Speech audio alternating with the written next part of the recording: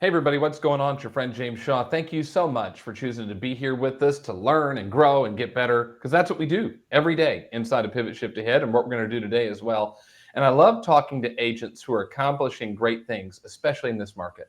Look, the last few years, home sales have been flat and down. Inventory is rising. It's just been a little bit tougher for people to hit their goals, but there are some agents out there who are absolutely dominating. And Robin is one of them, because here you are, it's the summer of 2025, and you've already sold as many homes this year as you did all of last year. You're on pace to double, maybe even more. So I'm really proud of you. Would you introduce yourself to us? Tell us who you are and where you are and a little bit about you. Thank you, James. Yes, I'm Robin Perron. I'm in Wilmington, North Carolina. And the reason why I'm here today is based on the Pivot Shift call that I'm on every morning and also my market center. I cannot say enough. I am thankful for Keller Williams. You have an elite market center in Wilmington. Manda and Ladd and everybody there does amazing stuff. It's elite. And then what you're doing is elite as well, which I'm really excited about it. You say you're on the pivot calls every day. Tell me why. Why are you on our free call? Oh, well, gosh, 2-3 months after I started with Keller Williams, I heard about the call and I jumped on. And, I'm an 8-year agent. And so 5 years later, I found Keller Williams, and that call has almost single-handedly changed my career.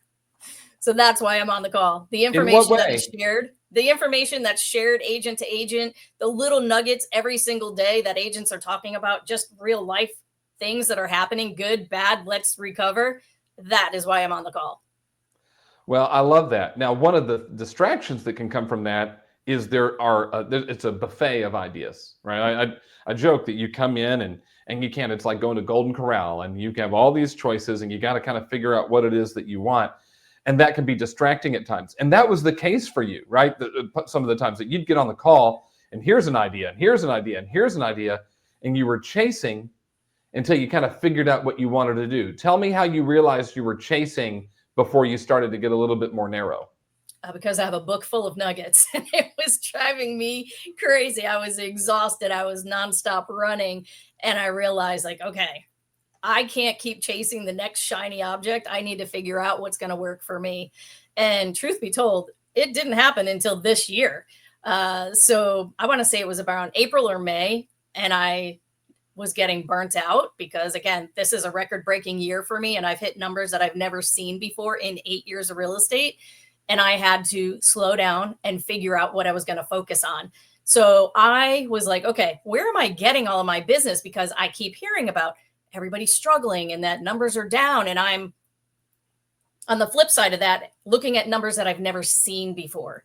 And I was like, okay, let's pay attention to where am I getting my business from? I have a client who gifted me with a realtor logbook and I still have it. And I was like, everybody I've worked with, I have an Excel spreadsheet. Everybody I've worked with, I either worked with, they knew me from the community, they knew me from my volunteer projects, and it was just word of mouth. So that's when I decided I needed to slow down and stop chasing all of the pennies and focus on the people who were taking care of me. It's a really smart thing, and I'm proud of you for doing that. When you get on a call like what we do every day, we're going to share a lot of ideas because different things work for different people. And I love that you didn't pull out of the community. You didn't step away from the community. You just said, I need to pay attention to what's for me and what's not for me. And you had the resource and the tool to go back and say, here's where the business was coming from. So now you know how to pay attention and what to implement. Right. And you say yours comes from people you know in the community.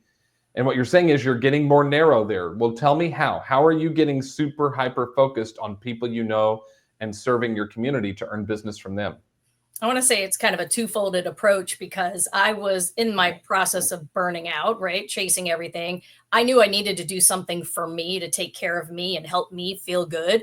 And to me, that was my volunteering in the community and just engaging with the people that are like-minded. It allowed me to build relationships organically, and that built my business organically, right? So when I was doing my Pleasure Island Sea Turtle project, there's many hours we're sitting on the beach tending to our nests. So people ask, what do you do? And it's just organic conversations. And then they trust me. They see me as a nest team leader and they just get to know me. Sometimes people would come to the nest with questions about, hey, I'm thinking about selling my house, right?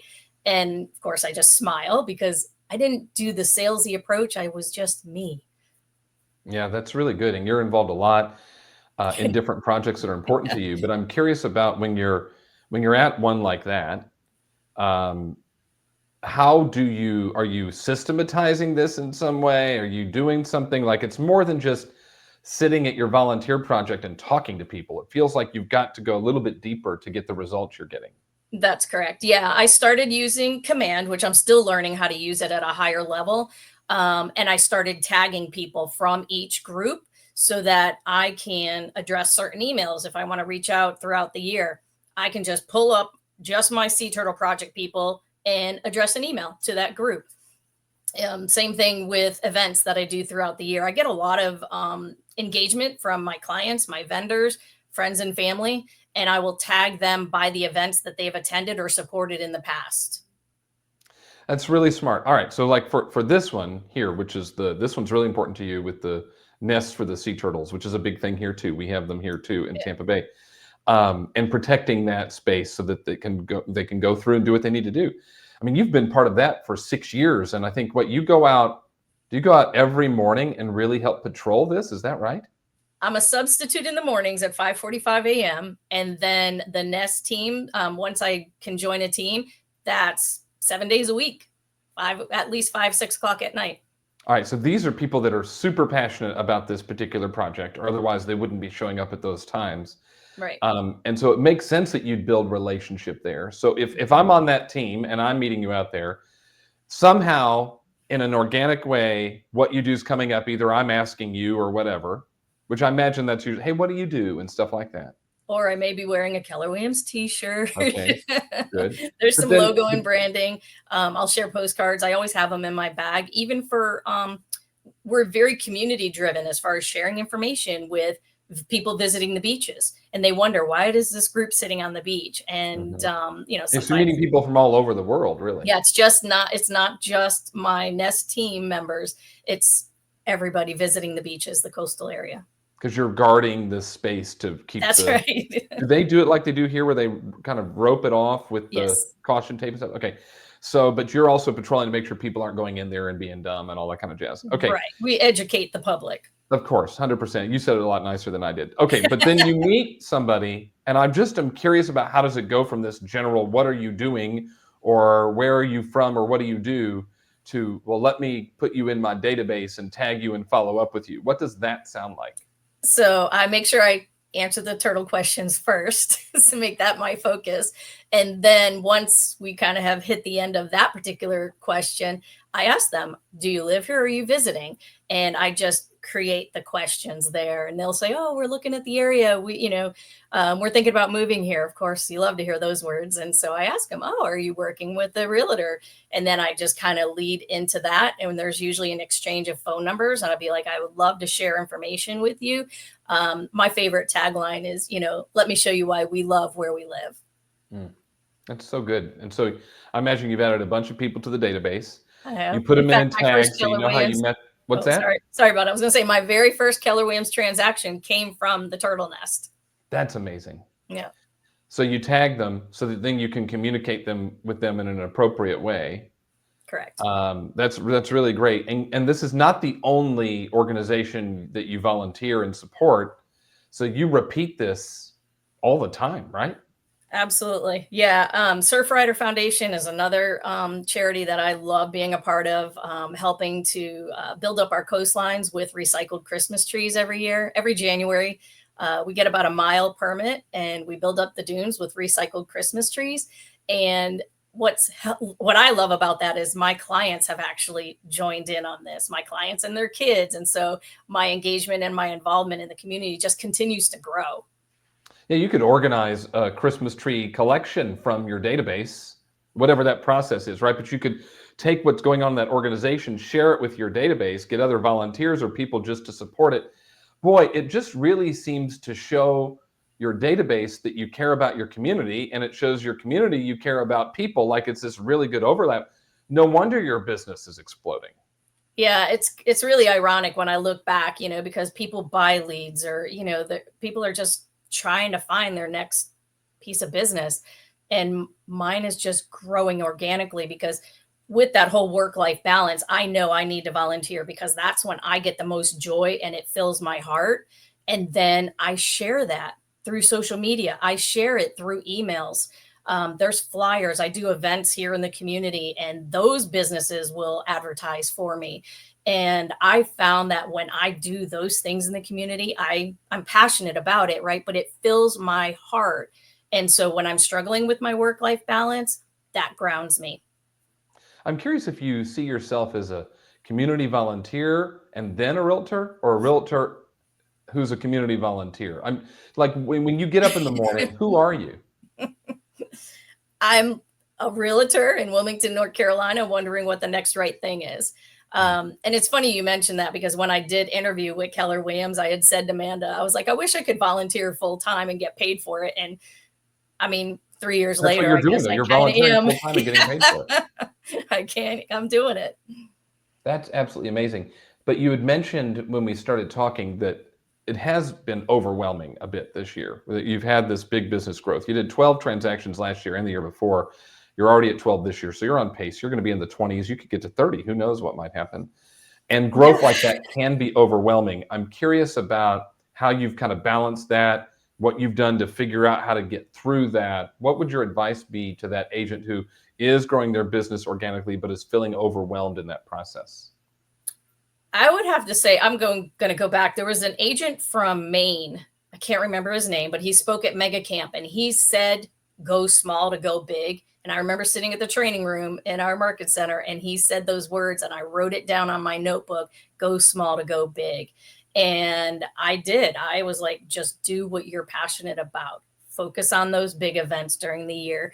And it just has grown, right? So just go do something you're passionate about and jump in and share it with your friends and family and your clients. If you haven't spoken to clients in 2 years, all the more reason to share what you're doing in the community with them. They may be just as passionate and join you, and then talk about solidifying relationships. So I really do think that when I'm out there volunteering in the community, I'm introducing people in the community to their communities. And that speaks volumes for me. And then I just keep sharing it with people. And How do then you balance though what you love and then what it is that funds your life? How have you found this balance between your volunteer work and still running and facilitating a profitable business? I remember Amanda had told me, like, you have to put your time blocks on your calendar, because if it's not on your calendar, it doesn't exist. When it comes to those passion projects that I have, they're on the calendar.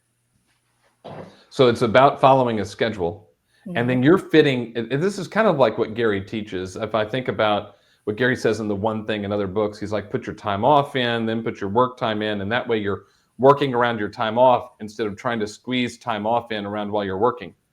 What I'm hearing you say is your community involvement is your number one most important thing. You identify as a realtor who's involved in the community, but you're really a community. You care about your community and you're passionate about your community, and you would do that even if you weren't selling homes for a living. True. So this project with the sea turtle nests, you've done that longer than you've been an agent. Is that right? I've done that since I've been in Wilmington. Okay, since you've Yes. moved to Wilmington, so you've done Mhm. that. Then you're involved in many other things. We've got a full list of things that we're not going to go into, but you do lots and lots and lots of stuff in the community. So I'm guessing as you put that blocks those, okay, I'm responsible for being on the beach on this day. Then I'm going to go to this volunteer at this organization. This, like, that's all in, and then you're working the business around that. Is that right? That's correct. It Yes. sounds pretty simple, but I imagine it might be challenging. Of course. Of course. Tell me how you balance it then. How do you make sure that the business happens while you still do all these other things?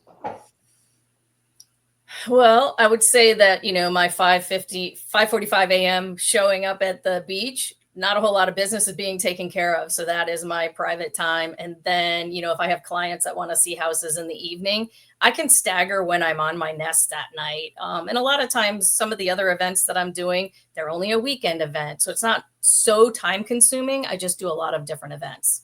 So my business is definitely being seen. I am an independent agent, and if Amanda could have her way, I'd be using my transaction coordinators and other leverage a heck of a lot better than I'm doing now. But Well, I Amanda just make cares it about you. happen. It happens. Amanda is one of the best team leaders in all of Keller Williams. She's giving you advice because she cares about you, and Yes. someday you'll get there, right? I'd give you the same advice. Let's get out of that transaction processing and find a way to leverage that. Hmm. And someday you may choose to do that, but you'll do it at the right time.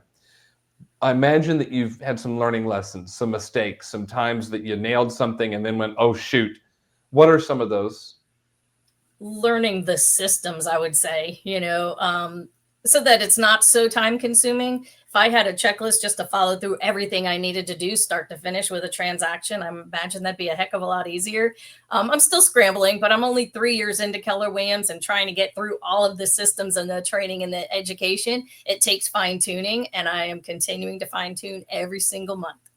It is about growing and improving our systems, but you're in that phase right now when the business is exploding like this, is when you start to figure out which systems work, which ones need improvement, which ones need alterations. Now, you're super involved with organizations in the community, but do you host anything? Do you do an event? Do you give back to the community in some way? And if so, what do you do? So my favorite event of the year is my client appreciation event, and I host that at one of my favorite venues here in town. It's on the riverfront, best sunsets around. And what I do is I rent the mezzanine in the upstairs portion of the restaurant, and I'll do heavy appetizers, cocktails, client introductions. I have, client gift bags, and it's my one time a year to thank my clients. This past year, I actually brought on a sponsor, so that was really cool. So I'm learning, right? And I'm implementing some of these things and getting support and using leverage. And so my event takes place from 4 to 6. And then from 6 to 10, my favorite band is playing outside on the riverfront deck. And it is just an event that everybody looks forward to each year. Oh, that's so much fun. All right, so if you were going to give people some pro tips on really being super engaged in the community in a way that works for you, and then using that opportunity to help grow the business, what are some of the tips you would share? Kind of have some quiet time to figure out what it is that you're passionate about and what brings you the most joy, and then share that joy with others, whether it's your friends, your family, your clients. It's that simple. Well, I'm proud of you. It seems like you have found your space, Yeah. and in this conversation, I hear excitement, I hear anticipation, but I hear relief. Would that be a fair thing to say? Yeah, relief, and also the yearning to want to continue to grow, because I know I have more growth inside of me, and that's all about learning these systems and, maybe having some leverage and, having some support along the way. And relief in knowing that you don't have to do all of the things. When you get on the call and Yeah. hear someone's getting all their business from calling a for sale by owner, you can go, well, I'm not going to do that. That's Yeah. not one of your plays. You can take and learn from the system they're running and goes, there's something systematically that I can put in, but I'm not going to call for sale by owners. I'm not going to go and door knock. Like, that's not going to be my strategy. Yeah. I You feel host like one I event a have year. You're that not going to culture host now. 10 events a year because you're involved in the community already. Like, I imagine there's some relief there, and yet you're constantly learning. Constantly learning. And I also feel like my filter has gotten better, where I may hear of a great idea, but I'll be like, not now. Like, put that on the side burner. Take that little nugget that I've learned, but I don't have to implement that now. I love it. Robin, congratulations to you. I'm proud of you. Thanks for giving back to your community. Thank you. Congratulations on the growth of your business. I think we say it all the time that look, go all in on community. Find the way that you're going to give back and support it. We've taught so many different strategies in here. Yours is another one. Robin, I'm proud of you. Thank you for spending time with us. Thank you. I appreciate you.